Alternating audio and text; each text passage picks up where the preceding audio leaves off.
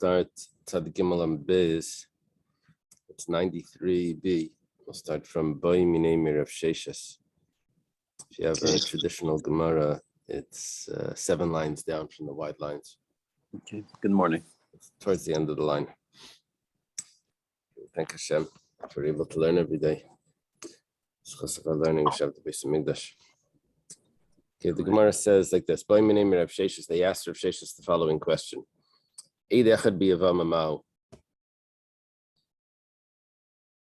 What about one witness to allow a yavam to allow a woman to marry her brother-in-law? Well, what's the witness saying? The witness is saying that the husband passed away. So what's the problem? We always allowed one witness if the husband passed away because of Egon.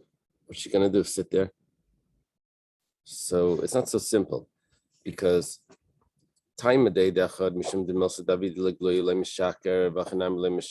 the reason why we trust in such a case one witness? Well, you have to play this out. What's going to happen if they're lying, or if he's lying? Well, the husband will show up, and then there's no way of explaining that. He's obviously a liar. So, and then what's going to happen to her?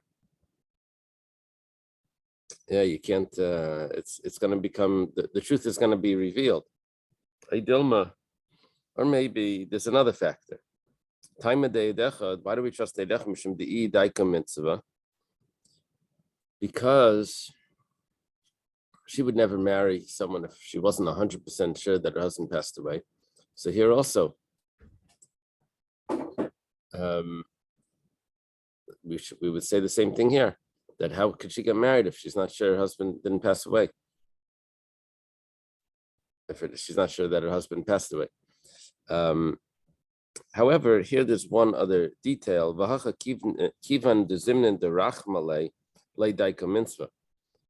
Maybe we should suspect that maybe she's in love with her husband's brother, her brother-in-law. And so she's not going to be as careful as we would think in a regular case, where one witness shows up and we're thinking that in a regular case, she would just go on to the shidduchim market. She doesn't know anyone. She was a married woman. So we don't think that there's anything that's suspicious going on. But over here, maybe she's not going to be as careful because this is someone that she knows, and she knows she's going to have to do yibum. And so maybe over here, we don't say the daiko mitzvah, that she's going to be as careful. Okay. It's a question. Amlu Rav Sheshes. Rav Sheshes says tanisua. What the Gemara is not doing is it's not playing out the other way. It's not playing out. So what do you want it to do? Just wait there and be an aguna. And that was the regular the regular svara, that mishum igon we're gonna trust Eidechad. Over here, just because she happens to have a brother-in-law and she doesn't have children, so now we're gonna make her into an aguna. Okay, so Rav Sheshes tanisua. Learned it in our Mishnah. Amrullah, they said to her, this is a quote from the Mishnah. They said to her, Meis b'neich v'achkach meis bailach. They told her that first her son passed away and then her husband passed away. Well, that's going to make her be a shemeres yavam, and she's going to have to marry the brother-in-law. Well, she does. V'nes yavma, she does. V'achkach amrullah chilaf advarim. Then they told her, we made a mistake. It was the other way. It was first it wasn't a mistake, it was a contradiction. We'll see. First the husband died and then the son died. That means she was not supposed to marry the brother-in-law. This was not a mitzvah of yibum. The fact that she married her husband's brother is an iser eshesach. Not eshesach. The fact that she married eshesach. The brother marries his brother's wife, his sister-in-law. So now the Gemara says what happens. So we quote the Mishnah. It says Teitze, they have to get divorced. About blood rishon v'acher and mamzer. The husband's still not the husband's still alive. The order was wrong, and she was never supposed to do that. So she was never supposed to marry him. So the child that's born from that union is a mamzer. We said that this would be according to everyone, because not just Rabbi Akiva, because this was a real erva. This is Eishasach. Okay. Now the Gemara says, Hey Chidami. What's the case of that Mishnah? This is Reb Sheshis answering their question. If you want to say two witnesses came and said the order of how the child passed away, and then the husband passed away. And then another two witnesses came and said the order is the opposite. First the husband passed away, and then the child passed away. When you have trey, why are we relying on the second witnesses? Maybe you have to rely on the first witnesses. It's an equal strength.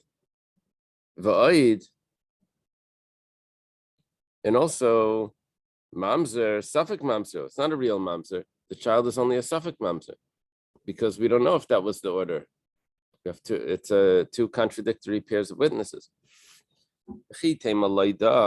Maybe we'll say, when we said mamzer, we really meant suffix mamzer. We weren't so precise. We give just the general idea. It says, mamzer. If you look further, we had a case in the Seifa where the husband had passed away, but not when they thought the husband passed away. So we said that while the husband was alive, the child was a mamzer. After the husband passed away, then the child is not a mamzer because she wasn't considered married.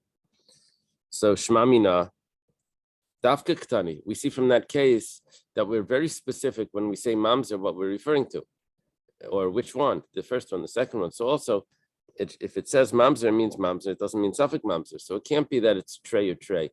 Trey means two and two. It means the contradictory pairs. Elalav shmamina chad. It must have been that it was one witness. That was what we were looking for. One witness showed up and said that the husband passed away after the son had passed away. And later on, two witnesses came and said that that wasn't true. The time of us a betray akhashua. What's the reason why we have a problem with this story? What's the reason why they have to get divorced? Is because we have two new witnesses that came and said that the first order was wrong. Halav hachi. But if the two witnesses didn't come later, meheman, we would have believed in Eidechad. Rav Shesh's view is that we believe in Eidechad to allow her to marry the Yavam. Yeah.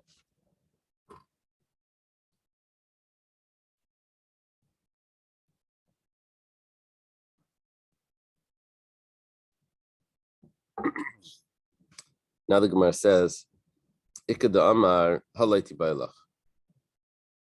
Those that say that this really wasn't their question. The question was a little different. Why? Because we would even believe her in this case. The Tanan, Isha Sha'amra Meis Baili.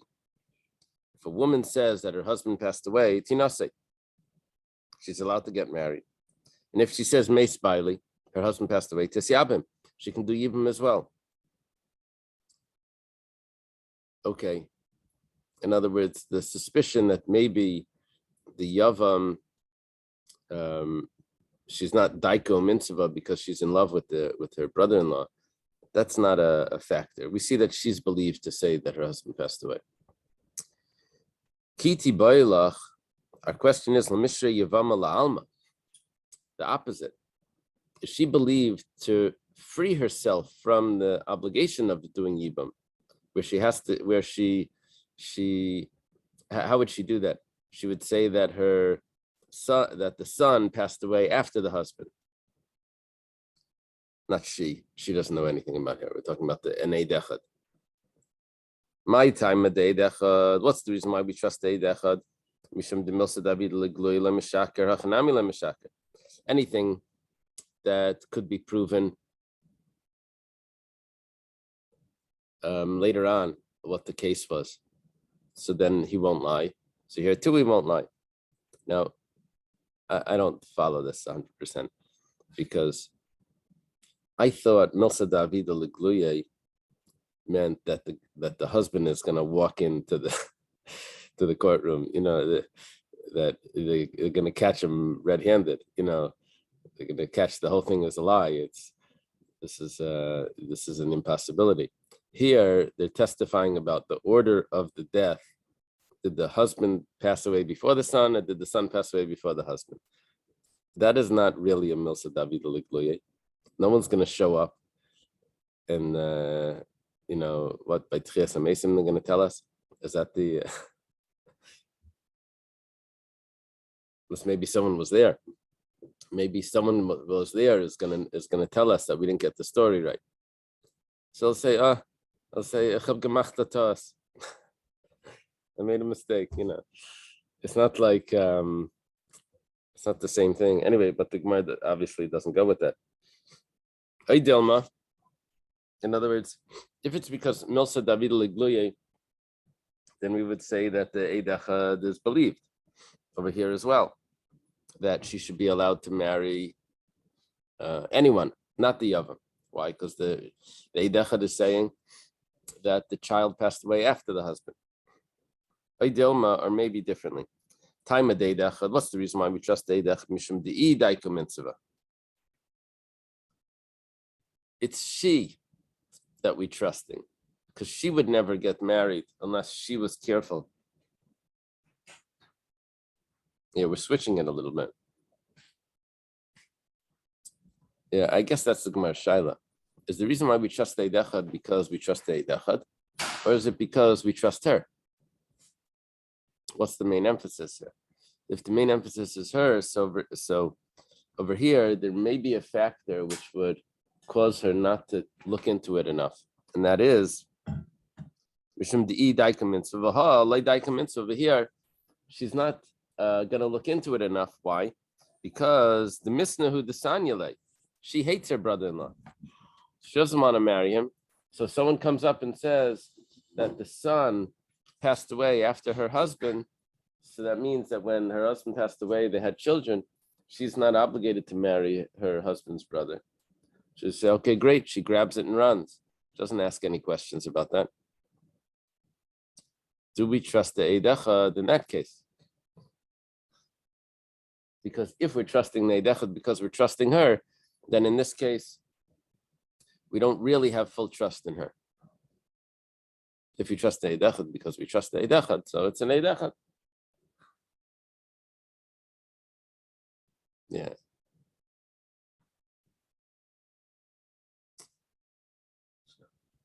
Somebody always has an interest in the outcome.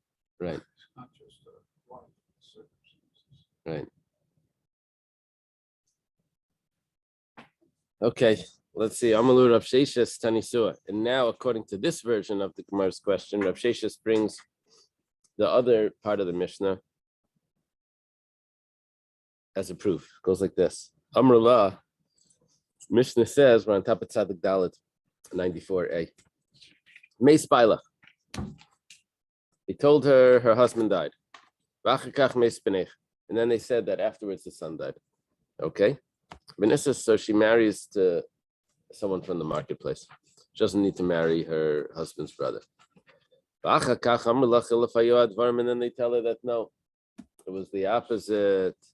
First, the son passed away, then the husband passed away. Husband passed away without children. She has to marry her brother-in-law. The halacha is teitze. She has to leave this new husband that she married. Vlad Rishon Racher and Mamzer, and the child is a Mamzer. And over here we said the child is only a Mamzer according to Rabbi Akiva. That would say that Leisia Eishes Meis Achutza Leishzar, that she wasn't allowed to marry out. It wasn't according to all opinions. Okay, whatever the case is, Heichidami, what was the story here of how she was allowed to get married and then how it switches?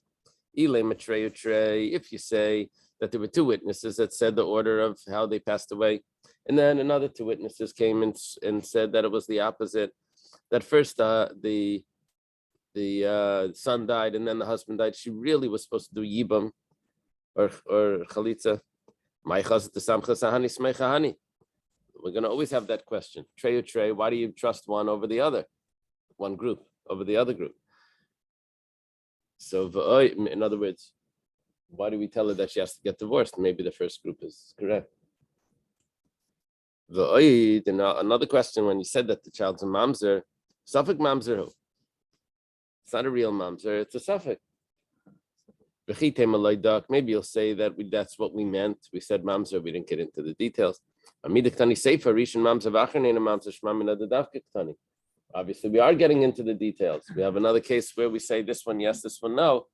So we're very precise here. We have to say that there was really only one witness. The time of one witness was believed here. One witness comes and says that her husband passed away, and then the son. So she goes and marries someone from the marketplace. She doesn't have to do Yibam. When her husband passed away, the son was alive. And we believe this Eid Echad. So obviously we're believing the Eid Echad. It's not that we're believing her. The main point is the Eid Echad that's believed. And you see that what's the whole problem here is that later on 2 witnesses came and changed the story. If not for those 2 witnesses, then we would have trusted the Eid Echad. We have a proof that you trust the Eid Echad, even if there is a bias on her part that she does not want to marry her brother-in-law. Gemara says it's not necessarily a proof because li'olam trey trey. Maybe we really had 2 witnesses here, so we really don't trust one witness. So we had a question. So why do you trust these witnesses and not those witnesses? Right? My chazas to samchasani smechahani. So we say Kadam Ravacha Bar Minyumi. Ravacha Bar Minyumi gave an answer for this. Beidei hazama hakanami beidei hazama. We have a rule that when we have 2 contradictory witnesses, we don't know who to trust unless the second set of witnesses testifies that the first witnesses were with us at the time when they claimed they were somewhere else watching the crime or whatever. So, Edim Zaymimin. So then we trust the second witnesses. Yeah. Without the pasuk, we would say, look, they're saying they were there. They're saying they're not there. They weren't there. Why do we trust those? But the pasuk tells me that no, that that's a way of trusting the second pair of witnesses. The third pair comes. It continues. Like that, isn't that? The third pair can say that. How could you say that they were with you at that time? You were with us somewhere else. And then another, yeah, so You always trust the last pair that shows Last up. pair. Yeah. Okay. According to this, we don't really have any proof. According to this last answer, we don't have a proof from the Mishnah. We know what he wanted to say. Rav Sheshes wanted to say that Eid Echad Mehaman, but the Mishnah wouldn't be a proof. Okay, Amalei Rav Mordechai Rav Ashi, V'Amila Rav Achel Rav Ashi. Tashema. that's where you leave it, right? Just leave it with that. That's what it seems, but we're gonna. Do you have like a new? Piece There's a whole thing about that. There's 5 words here and there's 100 Oh, yeah. words there. Yeah, that's just explaining that you trust the second pair. Large discussion about this in about 2 years. Oh, no, I can't wait. About Eid Zayim We'll get there. uh-huh. In Kedushin, we're gonna have it before Mak. We're gonna have it Makas, but we'll have it before and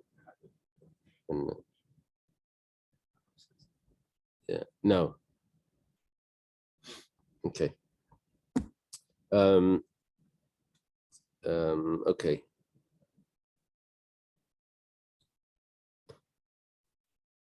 So, Tashema. Inishin Menes Laimar, Mace Yevami, Sheinase, Belay Mesa Chesi, Sheikanis Labesa. A woman was allowed to say that her husband passed away and she could get married, and we trust her. A woman can say that her husband passed away. We trust her to marry the Yavam. However, she can't say that her Yavam passed away. And she also can't say that her sister passed away because she wants to marry her sister's husband. Yeah, I added that because she wants to, and then marry her sister's husband. Yeah, if the wife passes away, the man can marry her sister. Can't marry two sisters while they're both alive. It's not forever, no. If he divorces her, he can't marry her sister. But if she passed away, he can marry the sister. Yeah. Should we take out a contract on it? So she would say that sister passed away, but she can't marry the. No. No, she has her sister murdered. Oh, that's what you're saying. So the Gemara says like this. 1 second. So there's certain cases that she's not trusted. What are these cases? She's not trusted to say that her Yavam passed away, and she's not trusted to say that her sister passed away and then marry her brother-in-law. Right. The Gemara says like this. Right.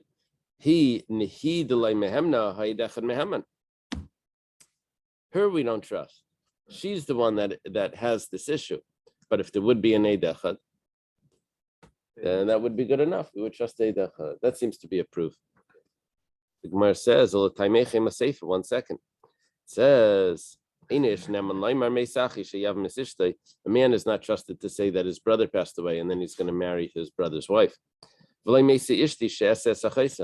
also can't say that his wife passed away and then so he wants to marry his wife's sister. Do you want to say that an Eidechad would be believed? If you're going to be medayik like this? No, you have to think about this. A man. But what happens if she says doesn't have? But what happens if she says that the concept of egon? So we're not going to trust an Eidechad so a man can marry one specific woman.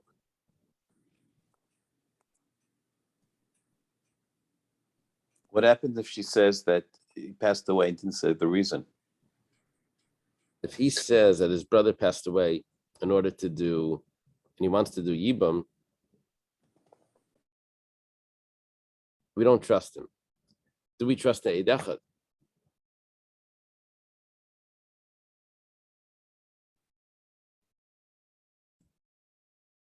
Probably only if she's asking to get married, then we would trust the Eidechad. I don't know if the Eidechad automatically works. Isha Daika Mitzvah, the Eidechad is believed together with her. But here, he's coming in and saying, okay, let me marry this woman. Okay, let's take the other case. The other case is easier. He has his wife and a single sister. Let's see, easier case. His wife. And his wife has a sister that's single. He's not believed to say that his wife passed away to marry his wife's sister. There's no egon on him. And the Eidechad isn't believed either to say that his wife passed away to marry. They say you need two Eidim. He can marry anyone if he doesn't have to marry her. So if that's the case, so how could you be medayik that he's not believed, but an Eidechad would be believed? An Eidechad wouldn't be believed either. The Gemara elaborates. What are you telling me? That you're going to trust the Eidechad for the man to be able to marry his wife's sister? Ella, rather, the reason why it says is because Rabbi Kiva Itzrach. All of this is a chiddush according to Rabbi Akiva. Because since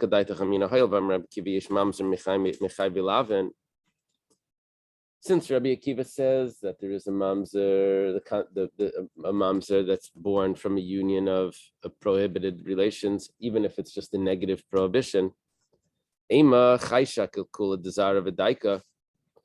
we would say that she doesn't want her children to become mamzerim.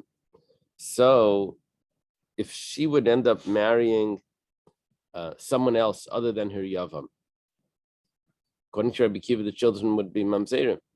So obviously she's not lying, because daika mitzvah, she doesn't want the results of what are going to come from that. If she has a child with the other person, and then they find out that it's not true, it's going to be a disaster. She'll have children will be mamzerim. Kamash malan, that we don't say that. The akakul dida chaysha, akakul dizar lei chaysha. We're only concerned about what's going to mess her up.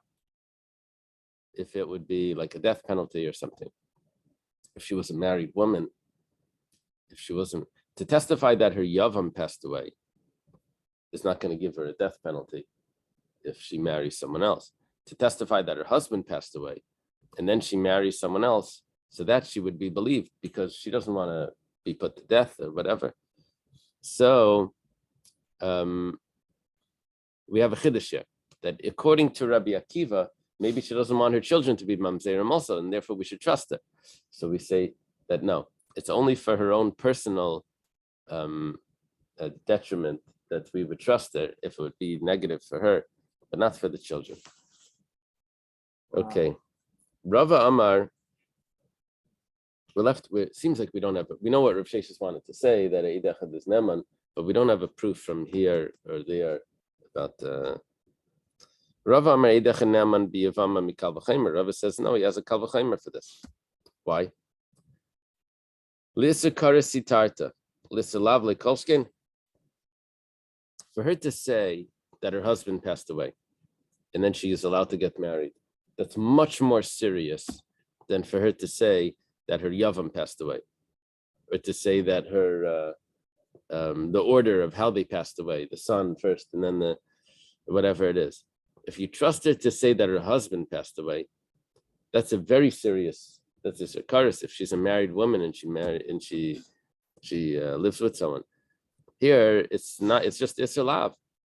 If the yavam passed away, if the brother-in-law passed away. Amalei hahumer rabbanan l'Rava. So one of the students tells to Rava, it's not a good proof what you're telling me, because he asked matechiach the list of karsi title list alav lehitarta.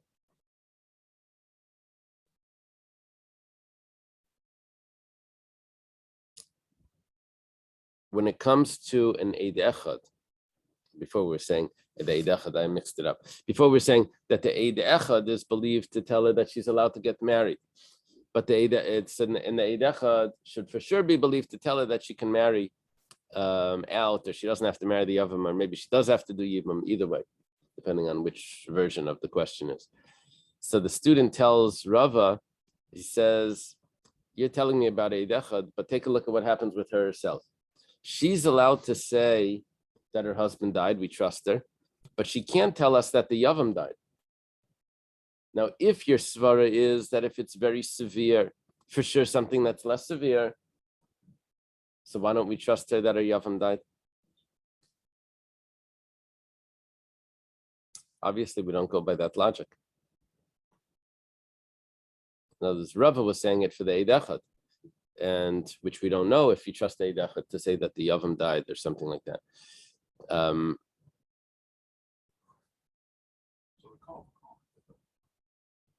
The kal v'chaimer doesn't work, right?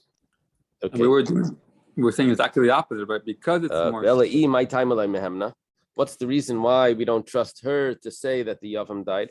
Given the zim desanyalei, like daika mitzvah, because she hates him sometimes, and so therefore she's going to take whatever information she has, and she's not going to be careful. She wants to get out of that marriage. If an Eid Echad comes, we trust the Eid Echad only because we're trusting her as well, that she's going to be careful. And if the Eid Echad comes and says something else, she's just going to run with it. Yeah, don't ask too many questions. She hates him being the husband or the Yavam? No, we never say that she hates the husband. Yeah. We say even if she does, she still wants to stay married. That's the general assumption. But Brother of the husband. The brother of the husband, she doesn't want to get involved with. He's a bad guy. Okay. Well, she had enough with her husband. It must be worse. Yeah. So they're from the same family.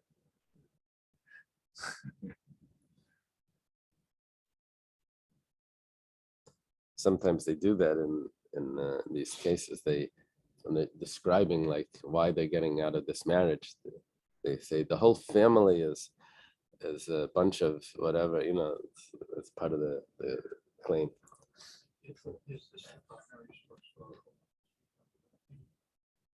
With respect to this. I think the Gemara Ksubas has that other thing in the beginning.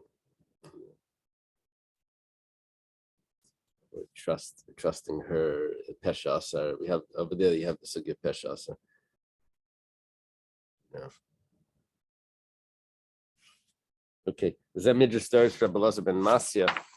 The Mishnah said that if they told the woman that her husband passed away and she went and she married someone, not fully married, but just betrothed to someone, so then if the husband returns, she can step out of that betrothal and go back to her first husband. And she's not puzzled from kahuna, even if she gets a get from the second husband. And Rabbi Elazar bar Masya said, Isha grusha mi Isha, mi Isha ina Isha. What makes a woman into a divorcee is only if she's divorced from her husband, not from someone that's not her husband. And this person is not her husband because the marriage was never consummated and her husband was still alive. So it was just a betrothal. That doesn't count. So, Amar Rav Yudah Marav, Havalela Rabbi Elazar, Lemidrash Bei Marganisa, V'darsh Bei Chaspa. Rabbi Elazar could have said something so much better. He could have taught us pearls instead. He taught us clay, pottery. My Marganisa, what did Rav Yudah Marav, what did he want him to say? This people do all the time when they're at a drasha. He could have said something better. That's very Jewish. Well, a good speech, but I had a bit of a. So the Tanya was taught in a brayse of Isha grusha mi Isha. I feel like neskar shel mi Isha psula kuna v'aynu reach get the paisel b'kuna. Yeah, this happens also. People, they get divorced, but the husband still tries to control the wife. He says, "With this get, you'll be divorced from me." He's supposed to say, "and permitted to anyone," but instead he says, "but still not permitted to anyone." Whoa, you can do that? So it's not a valid get. However, it's enough of a get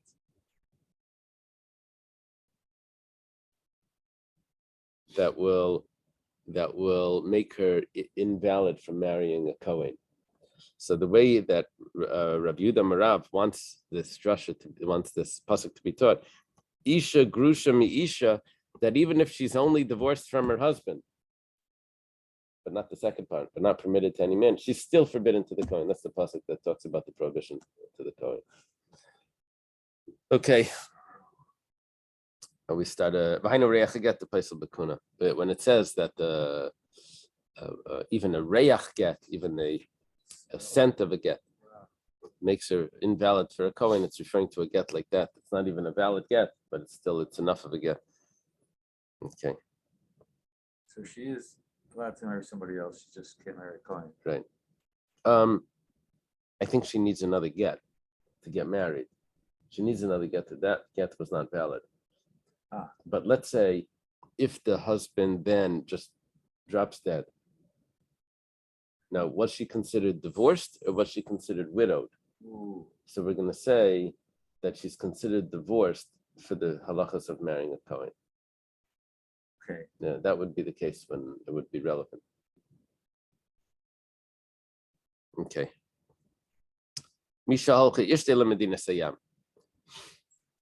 Here's the opposite. The wife goes on a trip. Oh, okay, good. And then they come to the husband and they say, they tell him that his wife died. How many? Okay. So he goes and marries her sister. Ooh. Which he's allowed to do if she passed away.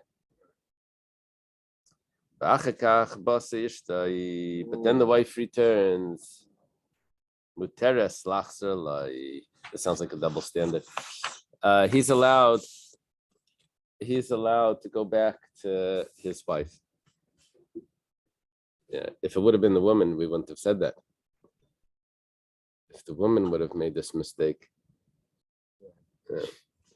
See, a man can have more than one wife. That's not the issue. But the issue is that he's not allowed to be married to two sisters. So the second sister, let's say the younger sister, he was married to Leah. Rachel, he wasn't married to it all. Oh, Because it's his wife's sister. He wasn't really married to her. He thought he was married to her, but he wasn't married to her. So now he can go back to his wife. What about znus with her? Does that make him prohibited to his wife? I guess not. That's exactly what we're saying. The sister is fine to marry anyone, right? The younger sister. Yeah. Oh, is she usher to a kayan? Probably, yeah. Yeah, she would be usher to a kayan. Okay. Now let's see what happens with the children. Well, not the children. We're talking about first the relatives. What happens if the sister has a set of relatives? younger sister. Yeah, a daughter or something. Is the husband allowed to marry that daughter? I mean, this woman was basically his wife for a few years till his wife returned from the shipwreck or whatever. This is his niece. It's his niece and also his wife's, but not his halachic wife. It says that, yes, he's mutter b'krei v'shniya. V'shniya muteres b'krei vav. And she can marry his relatives. It's not considered her husband's, whatever, sister or something. V'meisa rishayna mutter b'shniya. That's a big chiddush. If his wife dies, he's allowed to marry the Rachel that he was married to previously. Yeah.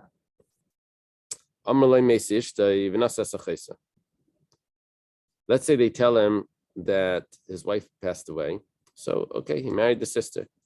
They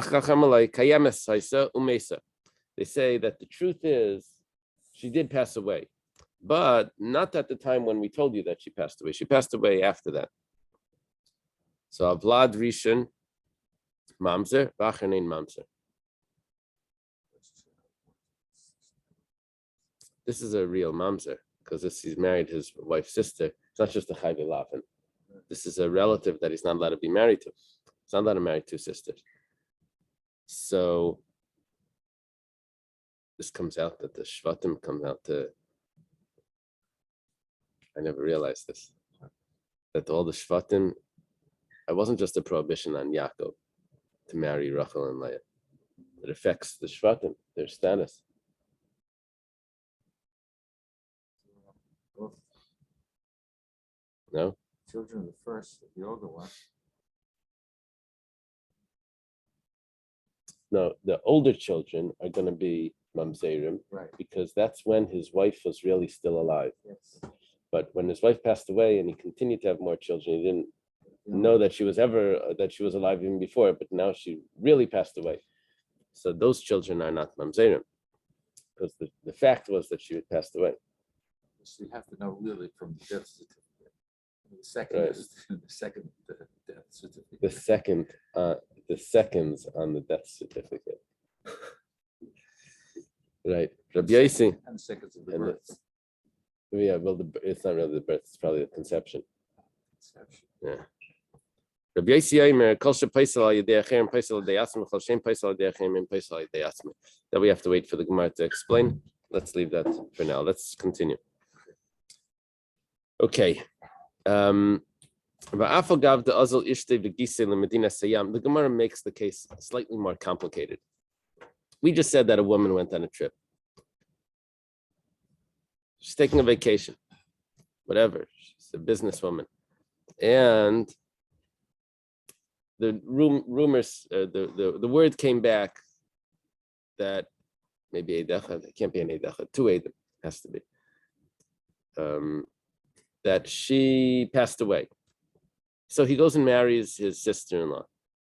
To make it more complex and interesting, the Gemara tells us, actually, his wife went on a trip with his wife's sister's husband. Ooh. So, does list of Gisin Limdina Siyam.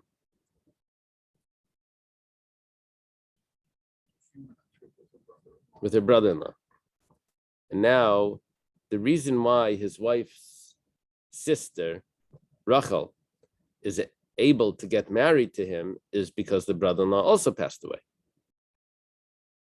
The Hani Nesuin, the Kamitzera Eishes Gisai, Agisai, Afilohachi Eishes Gisai Asura Ishte Sharia. Layamrin Mitection Esther Eishes Gisai Agisai Tiasa Ishte Elav.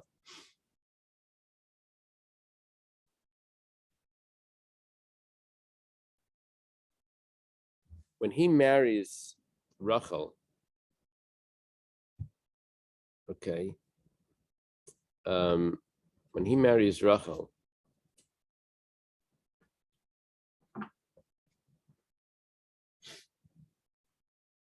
that was only allowed because they told her, Rachel, that her husband had passed away.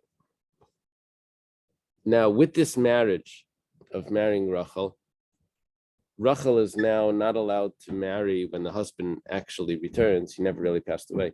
The husband returns, she's prohibited to her husband. However, our husband, the one that we're dealing with, is allowed to go back to Leah. The main protagonist is allowed to go back to Leah. So Rachel, her life is messed up.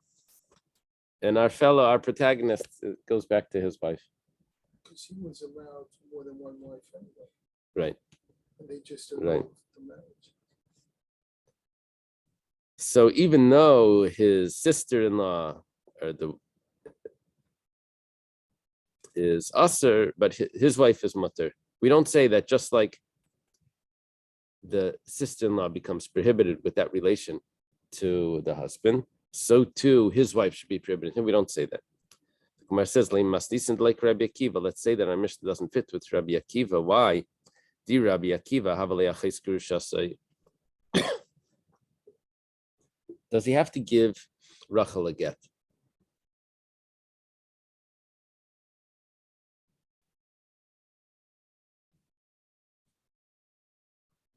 If he has to give Rachel a get, then when he goes back to his wife,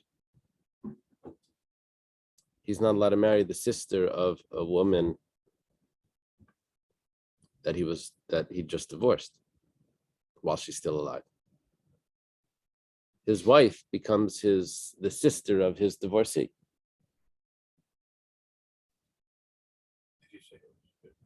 If you say that there was any validity there, and the get would make it would tell us that. The Tanya was taught in a brisa, whenever there's a marriage between relatives, it's not considered a marriage. There's no get requirement. Unless it was a case of an Eishes Ish, a woman that got married because Bezdin told her that her husband passed away based on an Eidechad, that does require a get, for the second marriage, even though the husband was still alive. And Rabbi Akiva Maisef, we quoted this before without the Rabbi Akiva Maisef. Rabbi Akiva Maisef, Af Eishes Ach, V'achais Isha. You know who else requires a get? If someone marries his Eishes Ach, the wife of his brother, the Yavam, the Yevama, and when he wasn't supposed to. And if someone marries his wife's sister, when he wasn't supposed to, because his wife was still alive. That does require a get. If it requires a get, then how is he allowed to go back to his wife? Kivan Dam Rabbi Kiva by get from his sister-in-law. So Memela Itzra Allah, automatically the wife becomes prohibited to him. The Havaleachis Grushase, because it's the sister of his divorcee. The Gemara says, Falavitmar Allah, 1 second. Wasn't it stated on this that Amar Rav Gidla Amar Rav Chia Bar Yosef Amar Rav Hay Eishesach Echidami? What was the case of the Eishesach that you said that requires a get? The the brother didn't actually marry his wife. He only was betrothed to her. And then Vahalach Medina Sayam, she went overseas to find a nice wedding gown or something. And they weren't even married yet. They were betrothed. Vishama Shemeis and Shekidish Achiv, Esaisha. Vishama Shemeis Achiv. He hears that his brother passed away. Vahalach, no, I'm sorry. It was Vahalach, the husband went. This is the brother, not her. I'm sorry, not for a wedding gown. He went to get his suit for the wedding into Italy. So Vishama Shemeis Achiv, he hears that his brother died. So he went and married the wife. Is that a mitzvah of Yibam? Do we say that there's Yibam just by Kedushin? I don't remember. Yeah, is that a mitzvah of Yibam?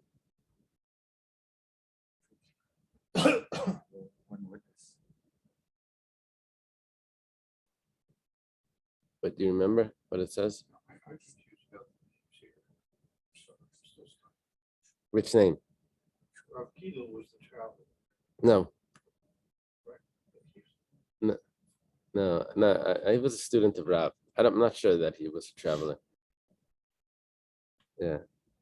He was a student of Amar Rav Gidel Amar Rav. We have a lot of times.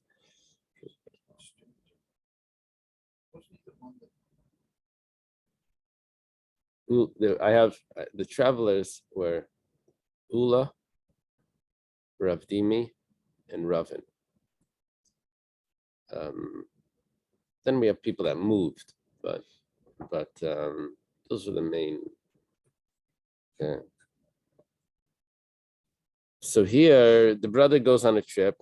We hear that he passed away, and then so our protagonist goes and marries his wife. Damri Inshi. Over there we say, Hach kama tina havale b'kedushin. There must have been a condition in that kedushin, and it didn't work out. Babi Shaper Nasiv. And that's why this marriage to the brother was a valid marriage. Okay, so 1 second. So that's why in that case Rabbi Kiva required a get, because it's possible that there'd be a Tanai in the kedushin. Okay, now let's go to the other case. In the case with the sister-in-law, what was the case? He marries a woman, but not a full marriage, just a betrothal. And she went overseas to get her wedding gown. And he hears that his wife passed away. So he goes and he marries his wife's sister.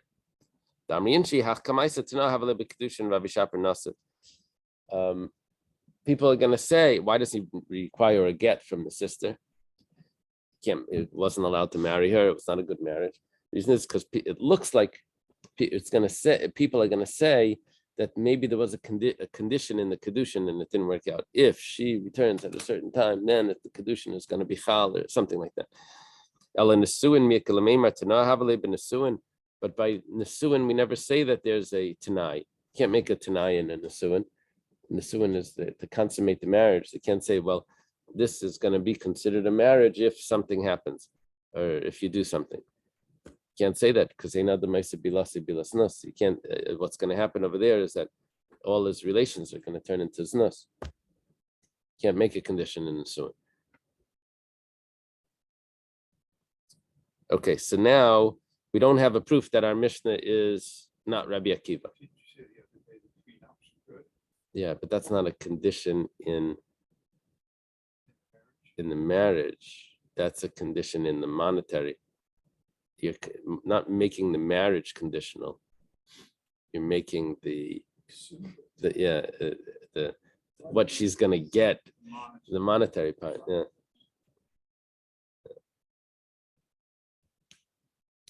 Amalei Ravashi l'Rav Kana. Rashi says to Rav Kana, Rabbi Akiva, if it's Rabbi Akiva, listening nami chamaisei. The shamina leila Rabbi Akiva damar chamais lachamisa lav bisreifa. An interesting question. Ravashi tells Rav Kana, I see that you're trying to make the Mishnah fit with Rabbi Akiva. Okay, if that's the case, then besides for a woman,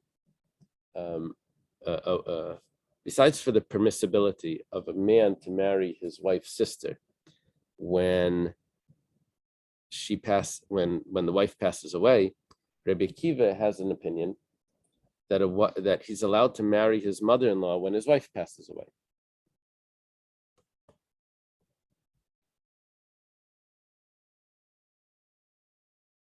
And if that's the case, then if our Mishnah is Rabbi Akiva, then we could have had another case that his wife went on a trip, and he thought that he hears that she passed away. So he went and married his mother-in-law. Then the wife returned. She didn't pass. We could have done that. Okay, now it's not so clear that Rabbi Akiva really holds this. It's Machlekes Abaye and Rava, what the Machlekes Rabbi Akiva and Rabbi Shmuel is. Let's take a look, and then we'll see. The Gemara expects us to know this whole sugya. Where is this in Sanhedrin? I think it goes like this. Titania, it says, "Beish yisreifu oisei v'esen." The pasuk says that if a man marries a woman and her mother, if a man marries a woman and her mother, they're both put to death. Him and them. Yeah. So I think only the woman should be put there. He's obviously insane. So the question is, what is eshen? Is eshen a plural? Is it three, or is it him and is it him plus both of them, or him and one of them? What is eshen? So oisai ve'esachas mihem. The word hen in Greek is one. I don't speak Greek, but that's apparently. So div Rabbi Shmuel. Oisai, him, ve'es, hen, and one. The second one, of course, the mother. He married a woman first, then he marries the mother. That's what Rabbi Shmuel says. Rabbi Kiva Imer, oisai ve'shteyen. Rabbi Kiva says no. You know what we're dealing with? We're dealing with he married a woman, and then why do they both get put to death? Because both of them he was prohibited to marry. Who are the two women that he's not allowed to marry? His mother-in-law and his mother-in-law's mother. He has another part of the story here that Rabbi Shmuel doesn't have, that both women that he married were le'isser. And the halach is that they get sreifa. So the Gemara says, Bishleim la Abaye dam mashmas darshan ikabeinayu. Rabbi Shmuel saver chadik ksiv, Rabbi Kiva saver tartik ksiv shaper. If you want to tell me, this was Abaye's pshat. I think the way that I just said it.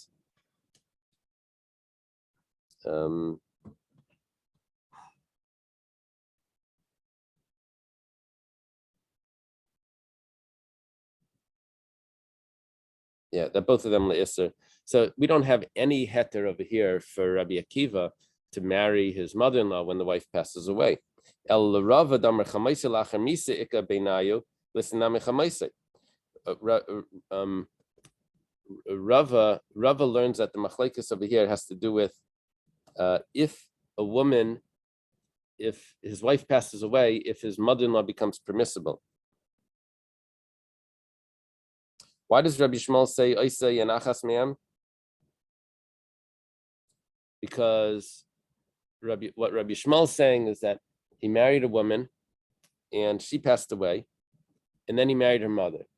So the mother gets put to death. He wasn't allowed to marry his mother-in-law, even after his wife dies. Rabbi Kiva says, no, it's talking about that they're both alive. That's why they get put to death. But if one of them passed away, but if the wife passed away, then he would be permissible to marry the mother.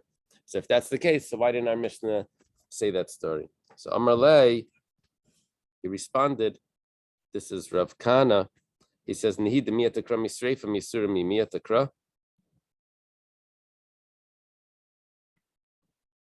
just because there's no sreifa, that doesn't mean that it's permissible. Rabbi Kiva never said that he's allowed to marry his mother-in-law after the wife passed away. He just said that she doesn't get put to death.